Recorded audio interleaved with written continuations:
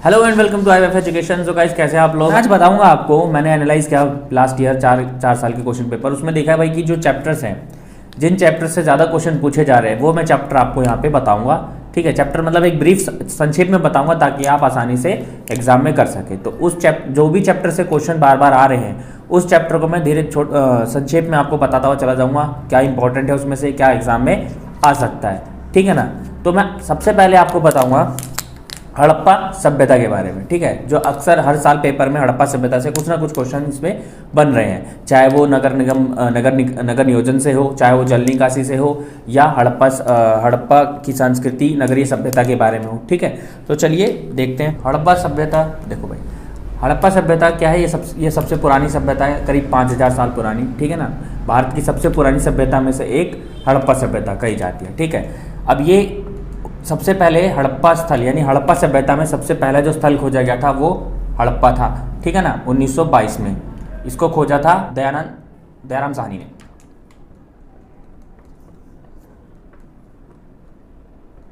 ठीक है, एक नंबर में अगर आ जाए हड़प्पा सभ्यता की खोज किसने की, तो दयाराम साहनी ने 1922 में। ठीक है ना। तो हड़प्पा सभ्यता को हड़प्पा क्यों कहा जाता है, पहले ये समझ लो। तो हड़प्पा सभ्यता जो है वो सिंधु नदी, हड़प्पा सभ्यता यानी कि यह सभ्यता सिंधु नदी के किनारे बसी थी, इसीलिए इसको हम सिंधु सभ्यता भी कहते हैं। और हड़प्पा इसलिए कहते हैं क्योंकि यहाँ पे सबसे पहले जो स्थल खोजा गया था वो हड़प्पा था, इसलिए इसको हम हड़प्पा सभ्यता के नाम से भी जाने जाता है। ठीक है ना। अब क्या होता है, एग्जामिनर हड़प्पा सभ्यता की जगह सिंधु सभ्यता भी क्वेश्चन करके बना के पूछ लेता है, तो घबराने की बात नहीं है। हड़प्पा पूछे चाहे सिंधु पूछे, आपको आंसर यही देना है। ठीक है ना। यानी कि हम हड़प्पा सभ्यता को सिंधु सभ्यता भी कहते हैं और सिंधु सभ्यता को हड़प्पा सभ्यता भी कहते हैं। जो खोजा गया था 1922 में दयाराम साहनी ने, जिन्होंने इस स्थल की खोज की थी। फिर इसके बाद आगे चल के और इस 1925 में मोहनजोदड़ो खोजा गया। ठीक है, मोहनजोदड़ो ये करा था रखालदास बनर्जी ने, RD बनर्जी। ठीक है ना भाई। तो हड़प्पा सभ्यता सबसे पहला खोजा गया स्थल हड़प्पा था 1922 में, फिर उसके बाद 1925 में खोजा गया। अब ये स्थल कहाँ पर है? पाकिस्तान में। तो अब हड़प्पा सभ्यता क्यों इतना इंपॉर्टेंट है वो जान लो। तो हड़प्पा सभ्यता में क्वेश्चन आ जाता है एक जल निकासी, ठीक, दूसरा आता है नगर नियोजन।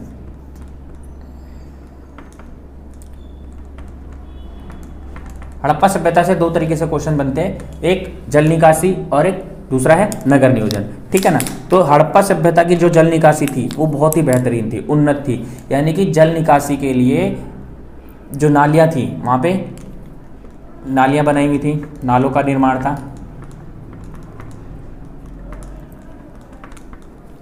बेहतर जल निकासी के लिए क्या था? नालों का निर्माण था। नाले बना रखे थे अपने घर से, घर की जो घर था उनके घर के बगल में एक नालियाँ थी। ठीक है, और वो छोटी छोटी नालियाँ बड़े नालों में जाके मिलती थी। और नाले किस तरीके से बने थे भाई? नाले ढके हुए नाले थे। जो नालियाँ बनी थी वो ऊपर से ढकी होती थी, ताकि भाई कोई भी उसमें जो भी कचरा है वो नालियों में ना जाए और नालियों का पानी जाम ना हो। उसके बाद इसमें देखोगे कि भाई जो जल निकासी जो नालियाँ थी यहाँ, मतलब वो क्या थी, एक दूसरे को समकोण पे काटती थी। तो नालों का निर्माण था, बहुत ही अच्छी बेहतरीन जल निकासी की प्रणाली थी। नाले बहुत बड़े बड़े नाले बनाए हुए थे, ऊपर से मतलब ढका हुआ था, उनको कवर अप नालियाँ बनाई गई थी। और नालियाँ क्या थी, एक दूसरे को समकोण पर काटती थी। ठीक, तो ये था जल निकासी का 3 पॉइंट, अगर लिख दोगे वो नहीं है। इसकी बात करते हैं हड़प्पा के नगर नियोजन की।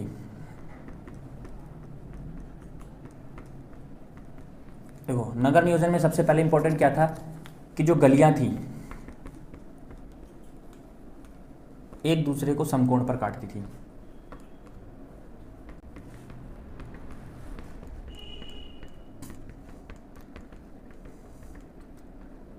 ठीक, और जो घर बने थे वहां पे, जो घर बने थे वो चबूतरे पे बने थे। चबूतरों पर संरचना का निर्माण था, यानी कि पहले वो नीचे क्या बनाते थे? चबूतरे बनाते थे, फिर उसके ऊपर वो कोई भी संरचना या इमारत बनाते थे। और सारी गलियां क्या थी? खुली हुई थी। जो भी रास्ते थे, सभी मार्ग ओपन थे, सभी मार्ग खुले हुए थे।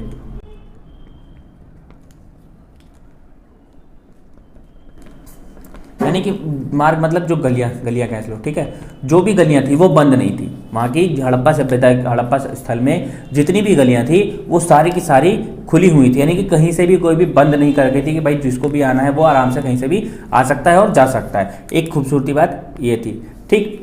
उसके बाद क्या था, नगर नियोजन में क्या था, पहला भाई गलियाँ एक दूसरे को समकोण पे काटती थी, चबूतरों पर संरचनाएं का निर्माण था, यानी कि घर बनाने से पहले एक चबूतरा बनाते थे और उस चबूतरे पे वो फिर इमारत घर बनाते थे।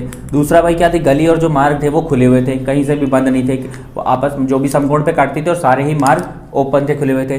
दूसरा कहते भाई घरों का निर्माण इस प्रकार किया गया था कि जो भी मुख्य दरवाजे से, यानी सामने जो मुख्य दरवाजा है मेन गेट, वहाँ से अंदर, यानी जो अंदर का जो आंगन है उसको वो कोई भी बाहर का इंसान उसको नहीं देख सकता था, मतलब सामने अंदर आंगन में क्या चल रहा है काम वो बंदा नहीं देख सकता था। दूसरा कहते हैं जो भी घर बने थे वहाँ पे पक्की ईंटों के थे घर, और नालों का भी जो निर्माण किया गया था वो पक्की ईंटों से किया गया था। और क्या होता है कि भाई नालों के साथ साथ इनको ढका भी गया था ताकि जो बड़े बड़े नाले हैं उसमें कोई व्यक्ति ना गिरे और ना ही उसमें कोई कूड़ा कचरा जा सके। तो नगर नियोजन और जल निकासी से इस तरीके से क्वेश्चन आएगा, तो आपको ऐसा लिखना है और आपको इस पे नंबर पूरे दे दी जाएंगे। अब इस हड़प्पा सभ्यता में एक क्वेश्चन आ जाता है, हड़प्पा सभ्यता का अंत कैसे हुआ। सभ्यता का अंत कैसे हुआ उसके कारण जान लो, पूछता है एग्जाम में।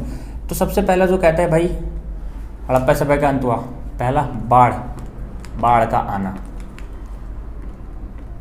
कहा जाता है भाई कि सिंधु नदी पे बसा हुआ स्थल या जो भी है उस एरिया में बसा हुआ, तो इसके लुप्त होने की या इसके अंत होने की, संस्कृति के खत्म होने की कारण क्या था, बाढ़। कि वहाँ पे क्या हुआ, आकस्मिक ऐसी मतलब बाढ़ आ गई जिस वजह से क्या हुआ, वहाँ के जो स्थल थे, वहाँ के जो नगर जो सभ्यता थी वो डूब गई और वहाँ से लोग कहीं और शिफ्ट हो गए, पलायन कर गए, इस तरीके से माना जाता है। दूसरा कहा जाता है हो सकता है अकाल या सूखा। अब अकाल या सूखा क्यों कहा जाता है भाई कि हो सकता है वहाँ पे लोग रह रहे हों, अकस्मात क्या हो, जलवायु परिवर्तन हुआ हो, मौसम परिवर्तन हुआ, जिससे क्या हो वहाँ पे बारिश ना हुई और सूखा पड़ गया हो, ठीक है ना। तो वहाँ इसके लिए भी लोग वहाँ से स्थान छोड़कर दूसरे स्थान चले गए हों, ठीक है। तीसरा रीज़न दिया गया भाई नदियों का रास्ता बदल लेना। अब क्या कहा जाता है भाई कि ये सारी की सारी सभ्यताएं क्या थी, नदियों के पास बसी हुई थी, नदियों से पानी लेती थी, खेती बाड़ी करती थी और अपना जीवन यापन करती थी। अब हो सकता है कि भाई नदियों ने वहाँ से अपना रास्ता बदल लिया हो कोई भी मतलब लंबी अवधि के बाद, ठीक है। तो नदियों के रास्ता बदलने से जब नदियों ने रास्ता बदला और लोगों ने फिर अपना स्थान भी बदल लिया, ठीक है, और इस धीरे धीरे सभ्यता का अंत हो गया। दूसरा क्या कहा जाता है भाई आर्यों का आक्रमण, यानी आर्यों का कहने का मतलब यानी कि दूसरी संस्कृतियों द्वारा इन पर आक्रमण किया गया होगा और इनको खत्म कर दिया गया। तो ये चार कारण हैं जिसकी वजह से हड़प्पा सभ्यता का अंत माना जाता है। विद्वान कहते हैं कि भाई बाढ़ वहाँ पे हो सकता है, अकस्मात बाढ़ आ गई हो, पानी मतलब इस वजह से वहाँ के लोग जो थे पलायन करके। दूसरा आक्रमण या सूखा, ठीक है। तो अकाल या सूखा, अत्यधिक सूखा पड़ने से हो सकता है भाई वहाँ के लोग दूसरे क्षेत्र में चले गए हों। नदियों का रास्ता बदल लेना, ठीक है, और मतलब वहाँ पे जो नदियाँ बह रही हो सकता है उन्होंने अपना मार्ग बदल लिया जिसकी वजह से वहाँ पे जीवन यापन संभव ना हो। दूसरा आर्यों का आक्रमण, कि भाई आर्यों ने क्या कर दिया होगा, वहाँ पे उनकी संस्कृति को खत्म कर दिया होगा, नष्ट कर दिया होगा आक्रमण करके, इस चक्कर में हड़प्पा सभ्यता जो है वो उसका अंत हो गया। और हाँ, एक लास्ट और है, क्या है, अत्यधिक कृषि। अब अत्यधिक कृषि में क्या होता है कि भाई इन्होंने इतनी अधिक कृषि की होगी जिससे वहाँ की ज़मीन की उर्वरता क्या हो गई होगी, समाप्त हो गई होगी। इसलिए उन्होंने क्या करा होगा, वहाँ से वो शिफ्ट होकर दूसरी जगह चले गए होंगे। तो ये हड़प्पा सभ्यता के क्या है, 5 कारण थे जिसकी वजह से हड़प्पा सभ्यता समाप्त हुई होगी। अब देखो हड़प्पा सभ्यता और एक क्वेश्चन आता है हड़प्पा सभ्यता और मेसोपोटामिया से, ठीक है ना। मेसोपोटामिया भी काफ़ी पुरानी सभ्यता है और हड़प्पा सभ्यता भी काफ़ी पुरानी सभ्यता है। दोनों समकालीन है एक दूसरे के, यानी कि दोनों एक ही समय की हैं। और इस पे क्वेश्चन कैसे पूछते हैं कि हड़प्पा सभ्यता के लोग और मेसोपोटामिया के लोग क्या व्यापार करते थे। तो गाइस हड़प्पा और मेसोपोटामिया के बीच व्यापार किन किन चीज़ों को लेकर में क्वेश्चन आता है, ठीक है। तो कुछ लिस्ट है, जैसे हड़प्पा और मेसोपोटामिया जो थे। अब हड़प्पा में होता क्या क्या था भाई, हड़प्पा जो था वो अनाजों के साथ साथ कई शिल्प उत्पादनों में और क्या कहते हैं आभूषणों में पत्थरों के, रंगीन पत्थरों के चीज़ें वो बनाता था, ठीक है ना। तो अब मेसोपोटामिया में भी कुछ खनिज पदार्थ पाए जाते थे। उसका एरिया ऐसा पड़ता है कि वहाँ पे खेती कम, खनिज पदार्थों पर वो निर्भर ज़्यादा थे, ठीक है। तो हड़प्पा सभ्यता और मेसोपोटामिया क्या क्या व्यापार में व्यापार करते थे, कपड़ों के व्यापार करते थे, ठीक है, मसाले मंगाते थे, यानी कि भारत से, यानी हड़प्पा सभ्यता के जो लोग थे वो मसाले जो थे मेसोपोटामिया को देते थे। और क्या होता था भाई, नग, पत्थर जो रंगीन रत्न होते हैं, नीलम हो गया, महत्वपूर्ण जो पत्थर होते थे जिनको हम आजकल अंगूठियों में पहनते हैं, ठीक है ना।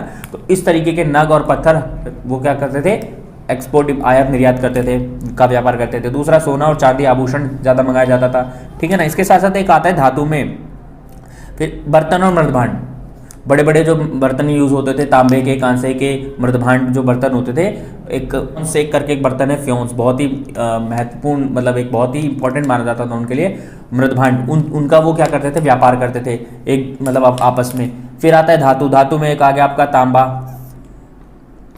ठीक है ना, तांबा, फ्यांस, कांस्य, तो इन सब का ये क्या करते थे, कुछ इसका मिश्रण करके कोई एक नई वस्तु बना के वो उसका ट्रेड करते थे, व्यापार करते थे, धातु, ठीक है। उसके बाद आता है उपकरण बनाने के लिए औजार, ये औजारों को भी एक दूसरे से खरीदा और बेचा करते थे, ठीक है ना। उपकरण बनाने के लिए, कोई नई चीज़ बनाने के लिए औजार की जरूरत है तो उसको लिए भी ये औजारों का व्यापार करते थे। तो ये कुछ लिस्ट है क्या क्या व्यापार करते थे, तो इसको देख लेना।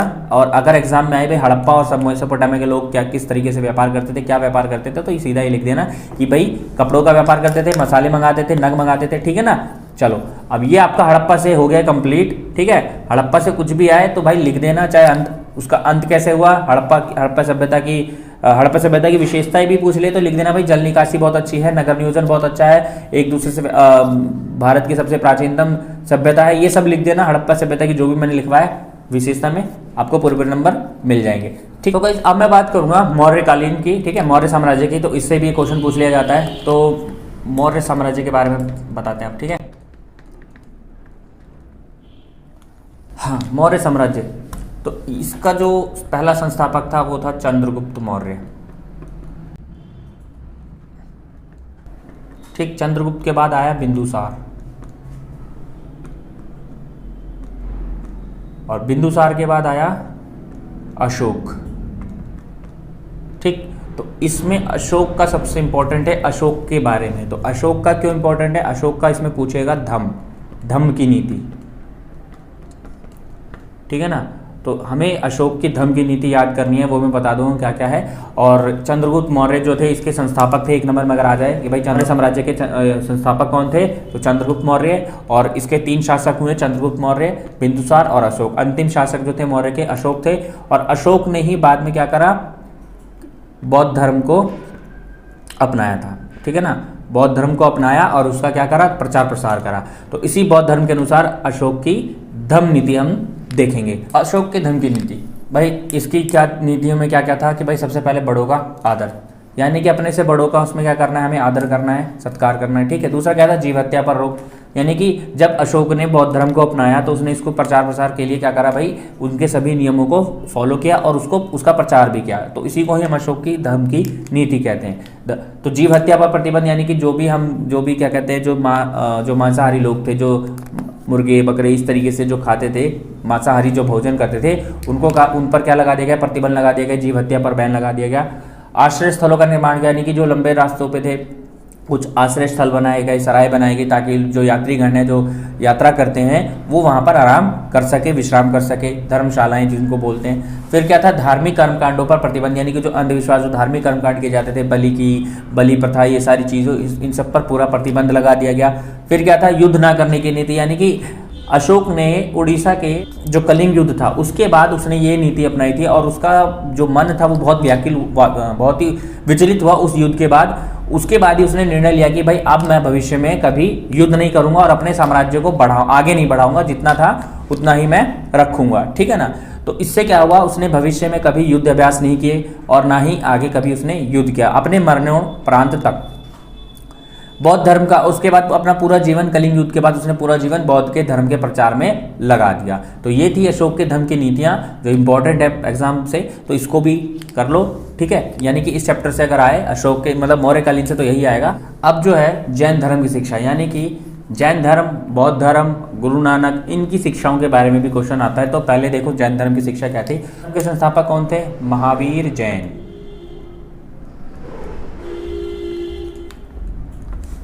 महावीर जैन इस धर्म के संस्थापक रहे, और इनकी कुछ शिक्षाएं थी, वो क्या थी, उन्होंने क्या बोला, क्या नहीं करना चाहिए। तो सबसे पहले चोरी ना करना, ईमानदारी के साथ रहना, ठीक है ना, यानी कि हमें हमेशा ईमानदार रहना चाहिए, बेईमानी नहीं करनी चाहिए, चोरी चकारी नहीं करनी चाहिए। दूसरा, झूठ ना बोलना, यानी कि मनुष्य को कभी भी झूठ नहीं बोलना, हमेशा सत्य के मार्ग पे चलना है, ठीक। उसके बाद पशु बलि पर इन्होंने पशु बलि का त्याग करा, कि भाई हमें किसी भी प्रकार से पशु की हत्या नहीं करनी है, उनको हमें क्या करना है, उनको भी जीवित रहने का अवसर देना चाहिए, यानी कि शुद्ध शाकाहारी जीवन व्यतीत करने के लिए इन्होंने प्रेरित किया।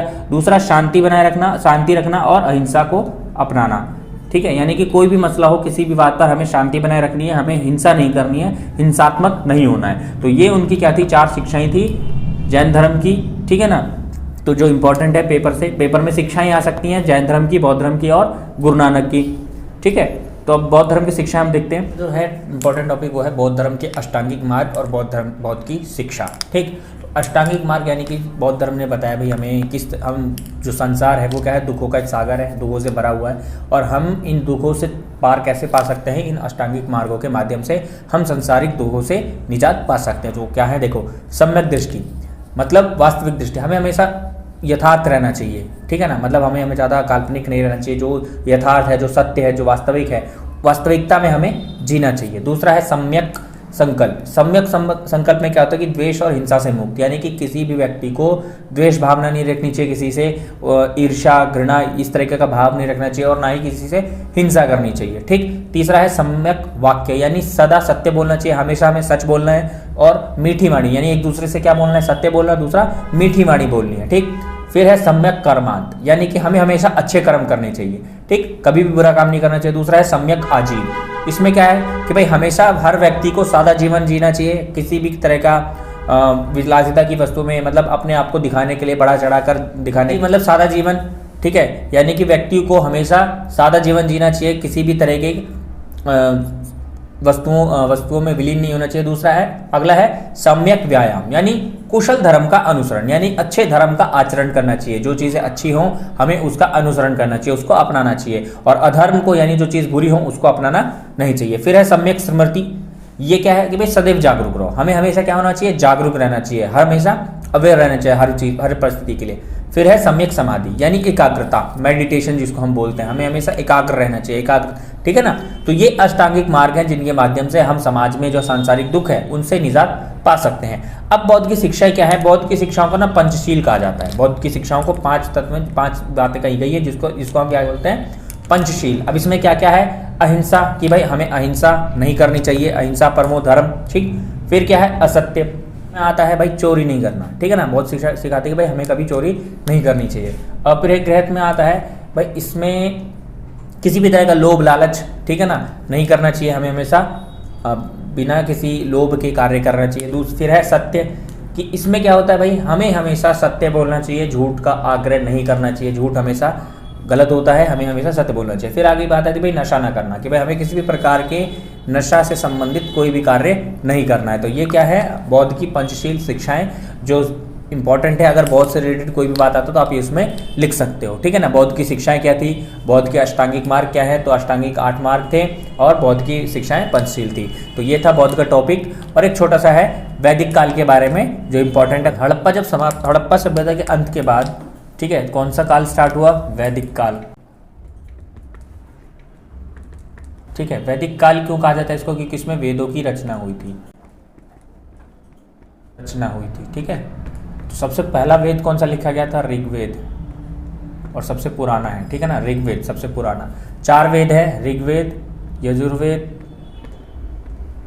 अर्थवेद और सोमवेद, ठीक है। अगर आ जाए एग्जाम में कि भाई वेद कितने हैं, तो वेद 4 हैं, सबसे पुराना कौन सा है, ऋग्वेद, ठीक।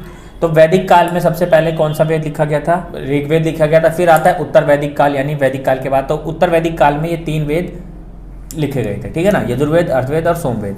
तो वैदिक काल में अगर कोई क्वेश्चन आएगा तो वैदिक काल में भाई बस वेदों के बारे में पूछा जाएगा कि वेद कितने हैं, 4 वेद हैं, ऋग्वेद, यजुर्वेद, अर्थवेद, सोमवेद, और सबसे पुराना कौन सा है, ऋग्वेद, ठीक है। तो बाकी ये तो थे प्राचीन भारत से या प्राचीन इतिहास के ऐसे कुछ इंपॉर्टेंट क्वेश्चन, ठीक है। अब अगला जो होगा मध्यकालीन भारत से होगा, तो ये भी मैं वीडियो जल्द ही आपको एग्ज़ाम से पहले बना के दे दूंगा, ताकि आप तैयारी कर सकें। तब तक आप इसको पढ़ें, इसको देखें और इससे पढ़ें अच्छे से, ठीक है। बाकी कोई भी डाउट हो, आपका अगर कोई अपना क्वेश्चन हो तो कमेंट में वो हमें बताना, मैं उसको क्लियर करूँगा नेक्स्ट वीडियो में। Okay, bye.